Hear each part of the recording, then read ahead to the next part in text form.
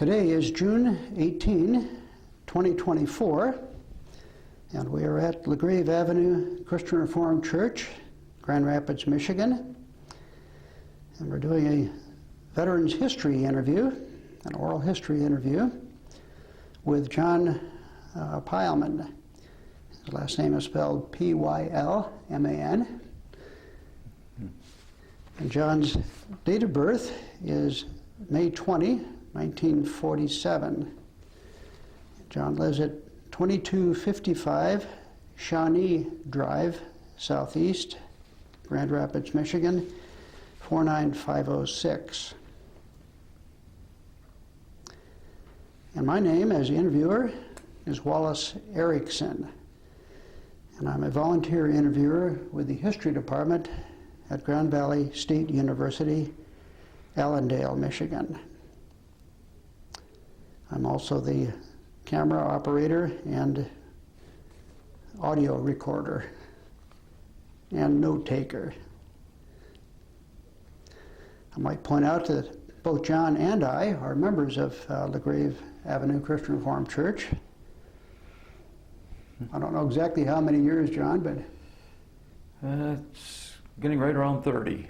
30 or so. It's about it is the way it is with myself also, about 30 years.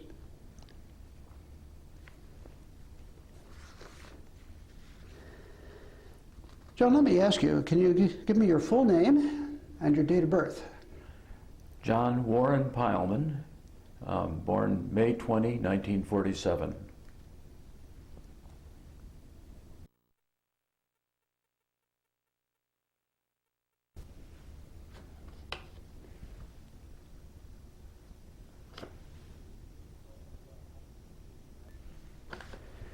John, let me begin by asking you a little bit about your family. I'm the oldest of five. I've got my brother is deceased, and I've got three sisters that are still living. They live in North Carolina, one in Raleigh and the other two in Charlotte area. What did your parents do? Did both your parents work? My dad did construction work, and he ended up as sort of a clerk at an architecture firm. My mom worked as a secretary part-time. I remember mostly from being at home. Where were you raised? What area of Grand Rapids were you raised in? Right across from Calvin College, on Franklin, corner of Franklin and Calvin, is the last home I was. I understand I was in two homes prior to that, but went to kindergarten from there to Oakdale Christian. So that was the old campus of Calvin College? The old campus, yes.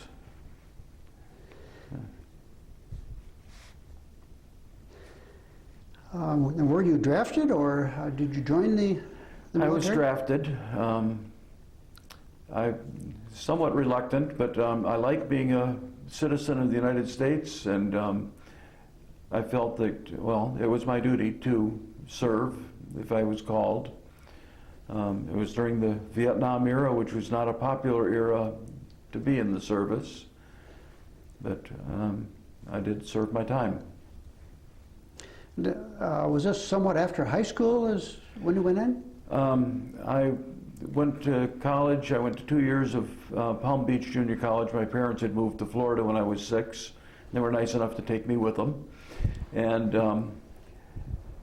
I was there through my first 2 years of junior college, then came up to Calvin and went for a year and a half, but ran out of money and didn't want to incur the debt that everybody's getting today for education, and went home. My parents had moved to Charlotte, North Carolina, so I ended up being drafted out of there. And what were your first days in the military like? I took tests. The first day was, the first couple of days, and just sort of pre-basic. You had a choice. You could do tests, or you could walk around picking up other people's cigarette butts. I chose not to pick up other people's cigarette butts, So I took their test, any test they offered me. When did you enter the military? You remember the date and what location? I was drafted out of Charlotte, North Carolina. I just looked at the papers, I think June 20 of 69. And they then bused me to Fort Bragg, North Carolina for basic training. How long were you in basic training? I'm not even sure though. It was, I think it's something like 8 weeks. Do you remember any of your drill instructors? What were they like? I do not remember any from there. The only thing I qualified for many things when I took those tests, and the only thing I did was I did apply for OCS, and when they when I finished basic, I got orders to go to Fort McClellan, Alabama for advanced infantry training. They said they had apparently they'd lost the paperwork for OCS. I reapplied at Fort McClellan, and apparently they lost the paperwork again because when they finished, they sent me to NCO school at Fort Benning, Georgia. How did you get through basic training and even AIT? I got through pretty well. Enough that they, like I said, they had recommended me for the NCO school. The Army, in their infinite wisdom, had sent several of us to training. One of the people that I had met had a master's in finance, and he was put in the infantry. Another one was in infantry, and he was drafted out of grad school as a math major. And the other one was drafted from, he was in graduate school for English, I believe it was. And when we got to Fort McClellan, Alabama, they called the English guy out, and they were sending him to a finance. I often wondered why they didn't take the finance person or a math person, but he was also the one least able to probably keep up physically. So maybe the choice was based on that, not on merit. How long was your NCO school? I think that was another 8 weeks or so. It included Christmas. We did get a Christmas break during that time. But yeah, I'm not, those numbers are, whatever it was, I came out pretty well. I was ranked number 16 in the company when we finished. We started with 200 and ended up with 150. And so, as I understand it, the top 10% got E6 out of NCO school, and I missed it by 1. And from there, you were transferred to? From there, I was transferred to Fort Jackson, South Carolina, to work with an infantry, AIT company for infantry. When we finished there, I had orders to go to Vietnam. And you were a Sergeant E5 at that point, is that right? I was an E5 at that time, yes. When was that when you arrived in Vietnam? You recall even the month or year? I do not know the month. It would have been in still in 69. Or no, it would have been 70 because it was probably about 9 months after I went in, so. And what was your first assignment there? I was assigned to the 3rd of the 9th Infantry. They gave me a brief in-service down in the Delta area where they 9th Infantry was located. But that was the time when we were officially in Cambodia, and they flew me up to the fire base there, and the next day out to my unit company, and we were there until we left Cambodia, and then we went back into the Delta area. Back up a little bit, your MOS at that time then was infantry, is that right? Infantry 11B40 is what they called it. And again, how long were you in Cambodia before coming back to Vietnam? I think I was there about two and a half weeks. When I was a new member in the company, and I know that our platoon was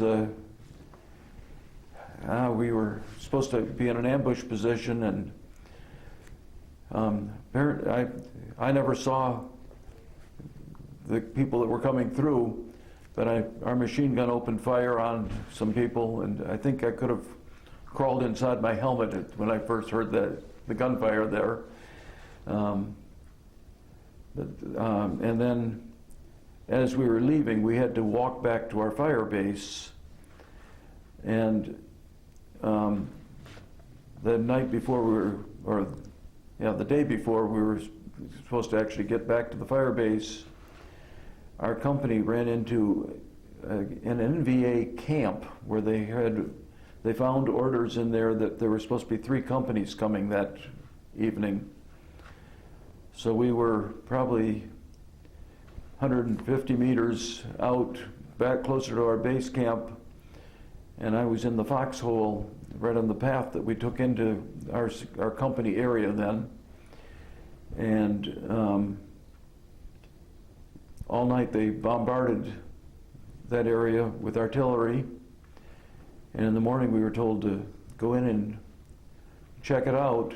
And since my squad was right on that area, we were in charge of securing our base area, and the platoons that went in were ambushed.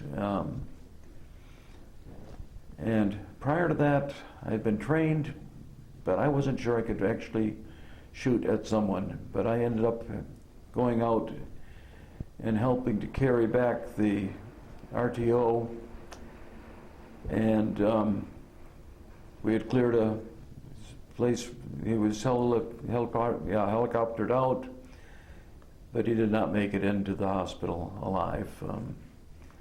And So at that your unit took some casualties in this operation? Our company took a few casualties in the ambush, and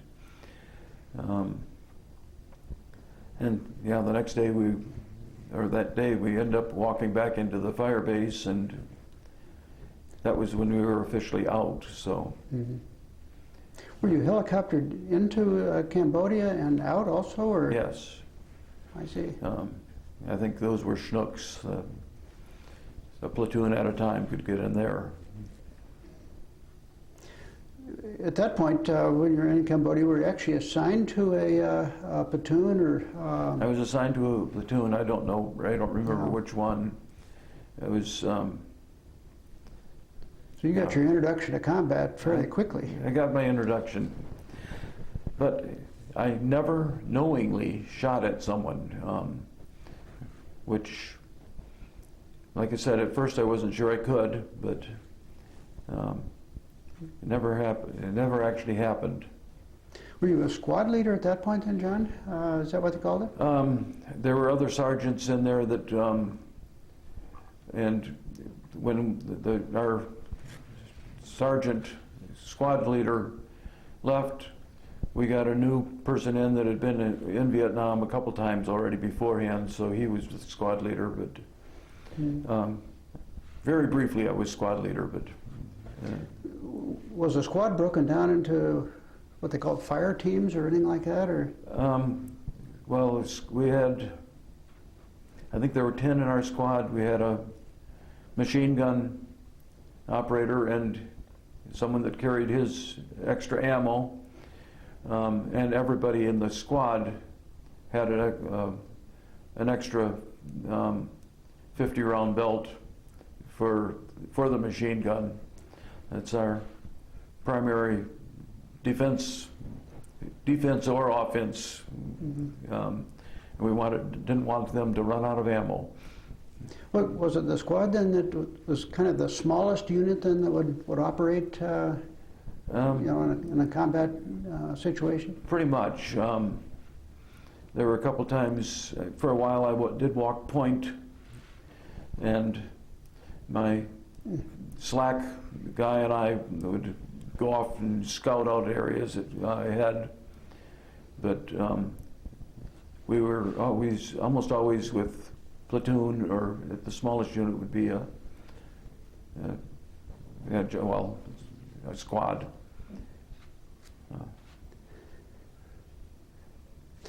Well, once you got back into Vietnam, and you know, through this situation where you ran into an NVA company, you said? They were, yeah.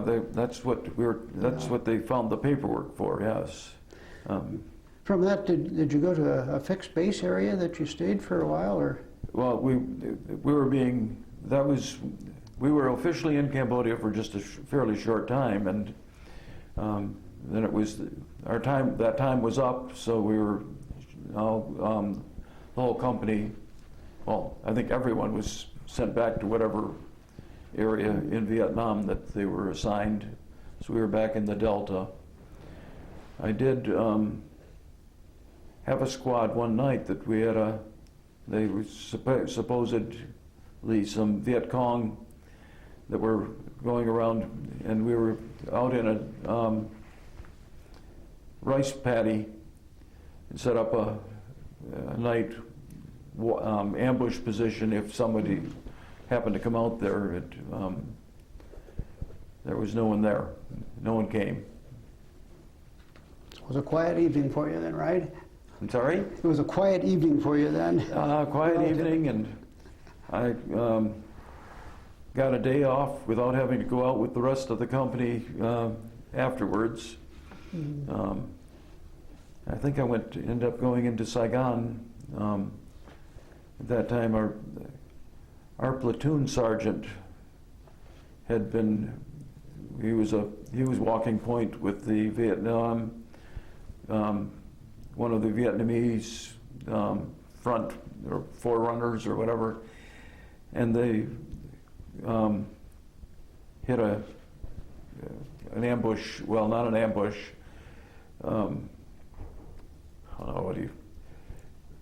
They hit a tripwire and exploded a hand grenade.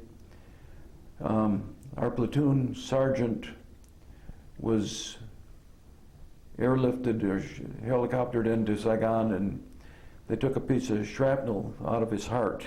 He lived through that. And so I was able to visit him in the hospital that briefly then. So. Were you fairly close to Saigon as far as distance? I guess I was. When I was walking point, that was mostly, well, walking point was actually with the 1st Cav, not with the 9th Infantry. Recall what area of the Delta? I mean, were you just? We were in the. No, I don't. In the Delta. When I moved to the 1st Cav, when their 9th Infantry was called back to the States, the 3rd and the 9th was the only one over there at the time. Nixon had decided to try to pull troops out, and the first two brigades of the 9th Infantry, we had already gone home. And then when we were sent home, I was sent up to the 1st Cav, 5th of the 7th Cav, and then at that point I walked point, and I knew somewhere where we were then because they gave me a map and said, "We're here, we want to be here, take us there, and I did well at map reading all through the time in the service. Mm-hmm. How long were you in Vietnam then? Your length of service? I was in a little over 9 months. When our unit was being sent home, and I had paperwork that was sending me to I want to say the 23rd Infantry, and as I was being processed out, a lieutenant colonel was walking past and greeted me, and he asked where I was going. I told him where I had orders, and I said, but I'm not concerned about going back to the field, because I've noticed that when they've got more than 9 months in country, they often sent them home. And he said, you've been here more than 9 months? You're not going there, you are going home, come with me. And he took me back to the company that was, well, he was the commanding officer for the company, but he took me back to the unit, and they gave me a choice. I could go home and spend 3.5 months in the service, or they said I could work with the administrative company, and I had the very difficult job of looking at the papers and what date they came in country and what the date is today, and if it was less than 9 months, they went in one pile to be sent to another unit over in Vietnam, and if they had less than 9 months, they were in a pile to be sent back to the States. And so I did that job for a couple weeks, and then they changed it that if you were in Vietnam for more than 9 months and had less than 3 months to go, well, less than 4 months, I think it was, that you'd go home and be out of the service. And I went to the warrant officer that was in charge of our group. Oh, and by this time I was looking at 3 dates: the date they came in country, the day they were enlisted, the day they came in country, and what date they were, whether it was less than 4 months. And the warrant officer that was in charge said, you know, we got to train somebody else to do this job. If I would do it for right up until the day before I would left, he said I wouldn't have to wait in line to get out processed. And anybody that's been in the service knows that if you can avoid a line, you do it. And I literally walked in the back door of the building that they processed us out and was out of there in about 15 minutes. So it was worthwhile. At that point, they flew me back to Fort Dix, New Jersey, and while I was over in Vietnam, my parents had moved from Charlotte, North Carolina to Midland Park, New Jersey, which was right near Fort Dix. So I was flown to Fort Dix and got in on a Sunday afternoon, and by Sunday evening I had my new Class A uniform on and was sent home. You were discharged at that point? I was discharged at that point, yeah. When was that? Do you remember the date, or? I'm sorry? Do you remember the date of your discharge, or even month and year? I've got that on my papers there. 21 March, I want to say, of 71.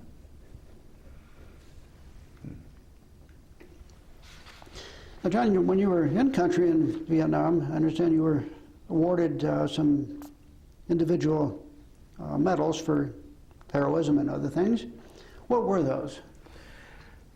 I'm not even real sure. I know that I got a Bronze Star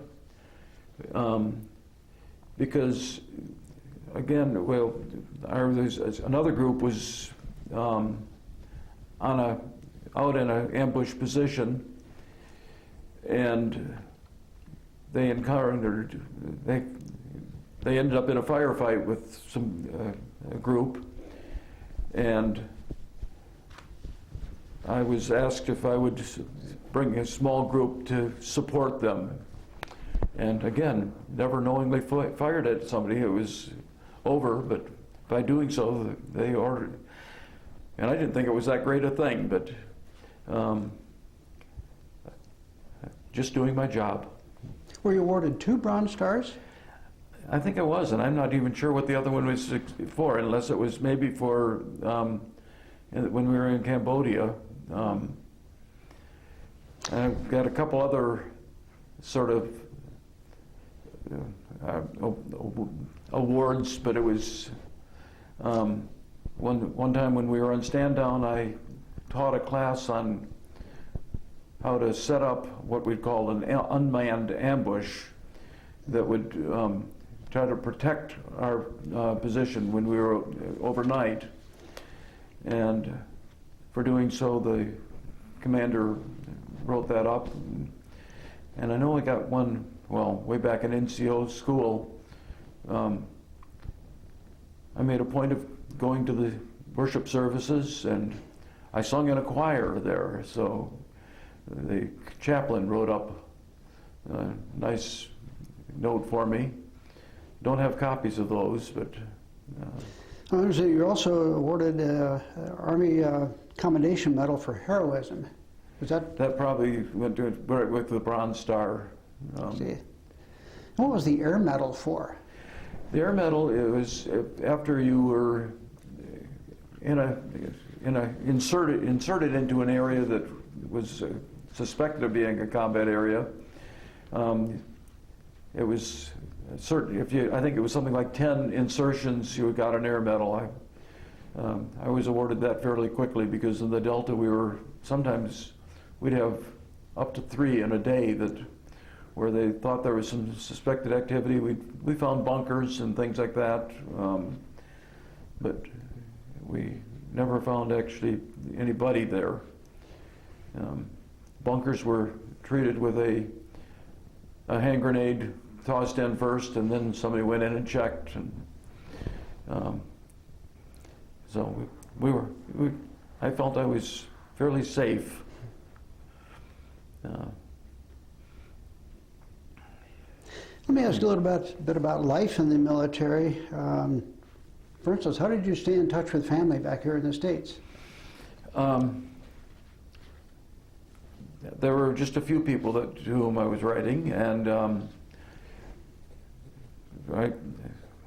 we could get paper and pencil.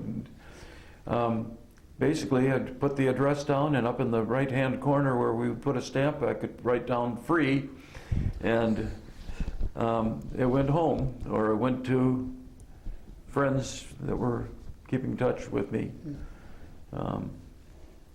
Did you ever have any opportunity to use like a radio relay, basically a telephone connection? I did once. I had an in-country R&R, and I was able to phone home. But yeah, for the most part, it was writing. I got one of the, well, I don't know if this has any bearing on this, but we got resupplied very late one afternoon, and then you don't stay where you're resupplied because the helicopters coming in and out can pretty much tell people where you are if there was anybody around. So we went to another area to set up camp, and the sun had gone down by the time we were actually set up our camp, and the moon and stars were so bright that night that I read my mail by moonlight.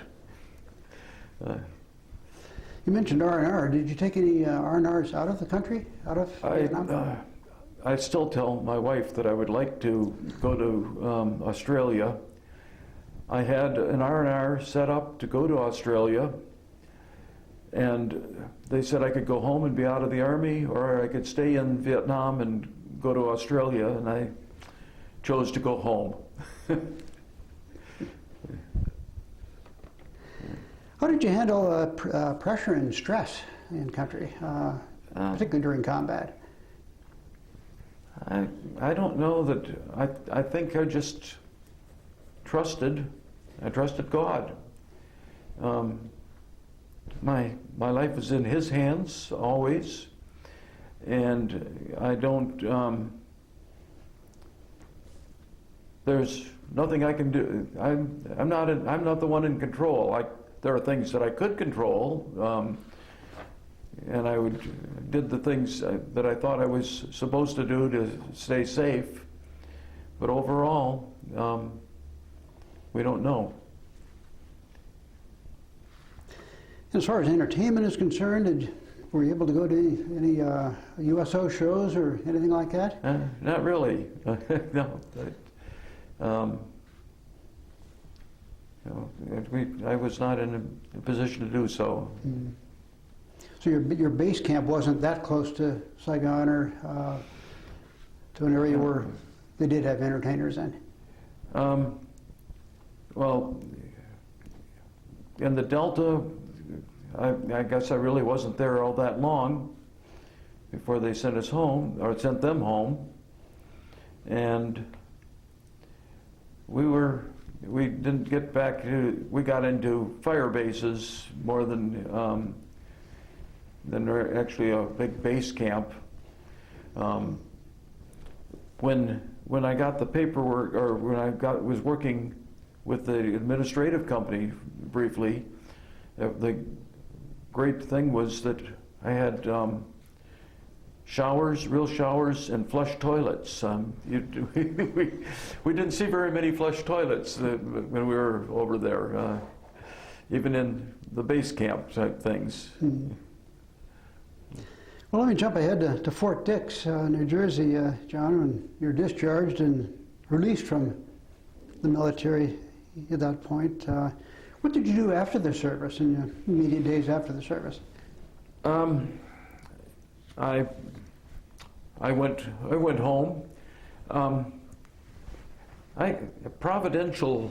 I look at things sometimes that way when I look back on them.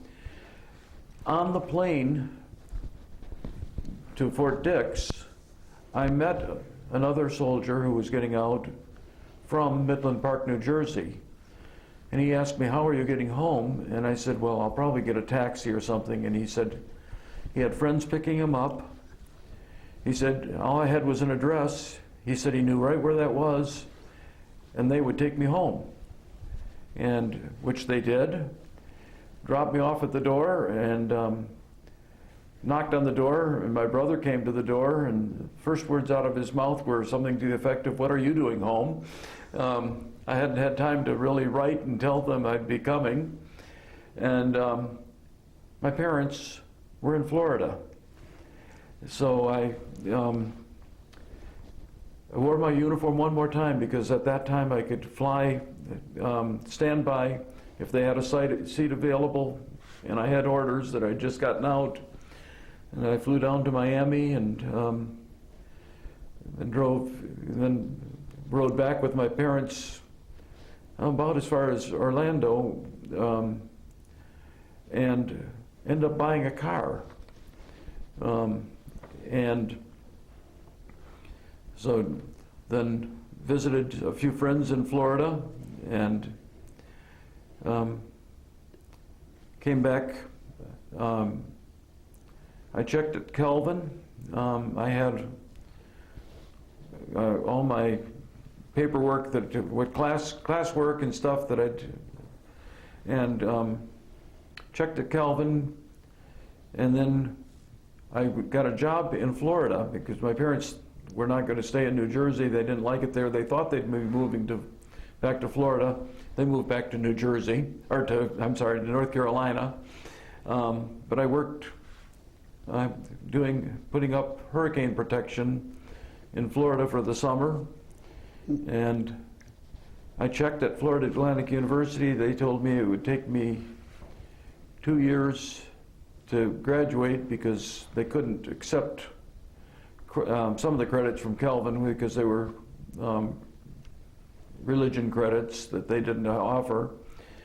And so I called the registrar from Florida and told him that if he had there was a language requirement that you had foreign language, and I said if he would figure out a way to waive that, I could graduate in 1 year at Calvin, or it would take me 2 years at Florida Atlantic University. I said, but it was 1 year at Calvin was going to actually cost me more than 2 years at Florida Atlantic University with in-state tuition.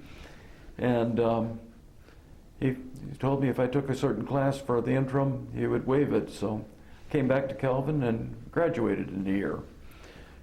Were you able to use the GI Bill then at Calvin? I used that. I had the 1 year at Calvin, and then I used it again a couple years later.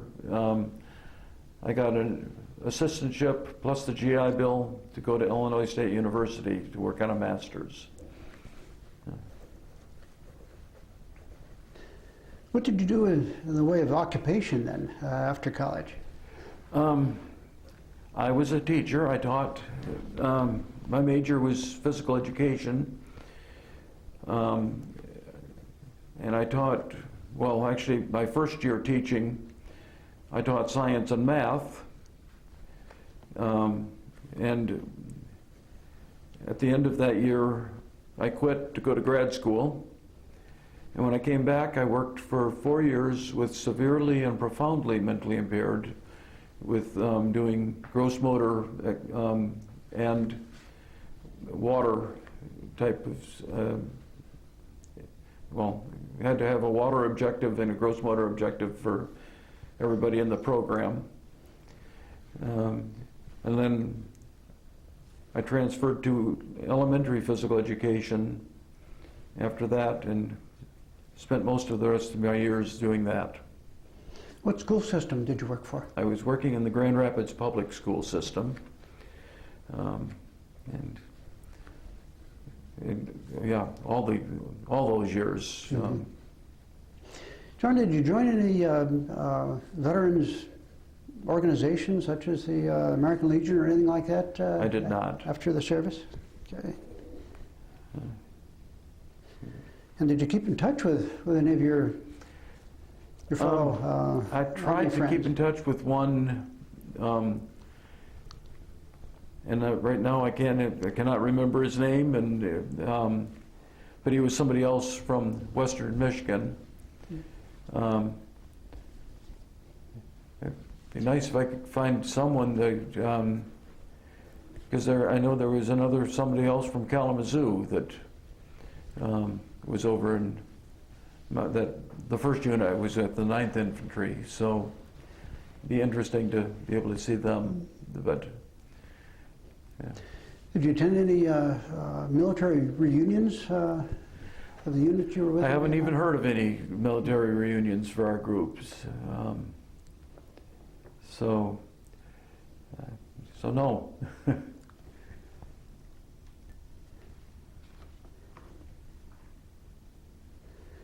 John, let me just ask you, how did your service experience affect your life and after the service? I think I learned to be a little more assertive. Like I said, when I called the registrar and I said at Calvin, I said I'll be at Calvin if you can waive the language requirement because I can be out in a year, and he found a way to do that. I took a German literature class that was already in translation for an interim, and that's he said that would satisfy it. I think that I think that was basically it. That I became more assertive. Do you believe that your belief in God helped you at all during the service, and particularly during combat? That's something that you don't. Yes, I do believe in God, and I believe that. But you look back and see things that you say. I'm on an airplane flying back from Vietnam, and I meet somebody from the city that my parents moved to, and I've never even seen the house. And he says, "Well, we'll take you home. I know right where that is." I mean, that doesn't just happen. That's not a. There are people that think it does, but. Almost divine intervention at that point, right? Yes. And you can, I look back at times and things, I worked with the severely, profoundly mentally impaired. I coached aquatics for Special Olympics, but I got into that because someone said, "You're a water safety instructor. If I'd come and be a lifeguard for them, they could have a pool for an hour on a Saturday from noon to 1.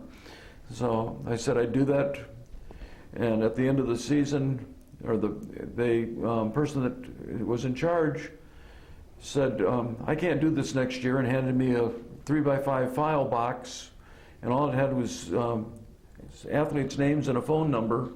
Said I'm in charge, so I ran the aquatics for Area 11, which is Kent-Berry County, for over 30 years. Still involved with them. Somebody else is in charge though now. Yeah, they're much more organized than I ever was. Well, let's set this up to take some photographs of some of the pictures you have, and we'll ask about those and some of the documentation that you provided, John. Okay. Hey, John, what is this document then? Oh, those are my discharge papers. When I got out, it tells you that I spent 1 year, 9 months, and 2 days in the service, and that I was a sergeant when I got out. And it does list my various awards. This is your DD 214 then, right? That is, yes, that is correct. And this photograph then, John, was this taken in country? This was taken in Vietnam. I think it must have been Saigon. I was there. I remember having it taken, but that's about all I can remember about it. I thought the technique is something that I had never seen before, and this would have been in probably 70. Okay. And this is your photograph then? It's a photograph of me. Double photograph? A double photograph, so yes. You know, these photographs, John, when was this one taken? That had to have been when I was first in basic training, maybe even pre-basic. No rank whatsoever on the sleeves, so. And these two photographs? Those were both taken in Vietnam at one of the fire bases. And the other one is a copy of the larger print that you just took a picture of. They gave me several copies of that. John, what are these Bronze Star certificates? What do they signify? Well, it says for heroism. I don't feel like I was that much of a hero, but there were times when I went and supported people that were in combat at the time. And so, like I said, I don't remember even for sure what they were for. And these are for different periods of time. It shows here from May 1970 on this one to March 1971. And then 25 November 1970 to 25 January 1971. Yeah. And like I said, I didn't feel like I was that big a hero, but somebody else did. John, what is this certificate? The Air Medal was for if you got a certain number of insertions into either combat zones or suspected combat zones. That seems like that's all I did when I was in the Delta and with the 3rd of the 9th Infantry. They'd fly us in to an area where they suspected some activity, and we'd literally jump out of our helicopters when they were about a couple feet off the ground and secure the position and then check it out. And a little bit later they'd come back and pick us up and take it to us another place. But it was basically for flying in a helicopter into a suspected area of activity. And the certificate? I think everybody got one of those. I have no.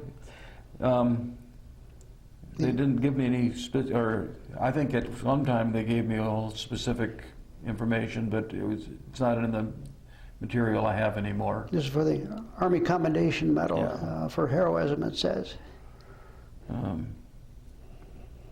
Well, somebody thought I was a hero again. Well, John, I want to thank you for sharing your recollections of your service in the U.S. Army with us. This interview is part of the Veterans History Project at the Library of Congress, Washington, D.C. And it's also being processed by the History Department at Grand Valley State University. It's been a pleasure talking with you, John, and again, I, and I'm sure most Americans would say the same thing, that we appreciate your service Thank you. to our country almost half a century ago. Well, it is a long time ago.